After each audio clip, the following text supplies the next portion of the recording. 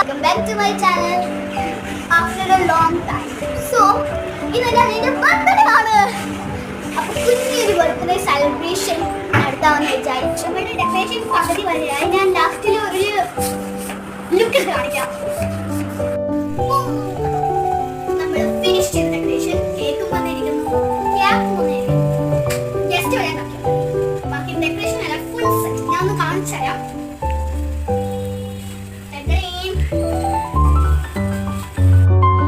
അപ്പം ഗൈസ് ഇതാണ് ഒരു ഓവറോൾ ലുക്ക്. ഗസ്റ്റ് എല്ലാം വന്നേക്കാണ്, എല്ലാവരും ഇവിടെ ഇരുന്ന് സംസാരിക്കുക.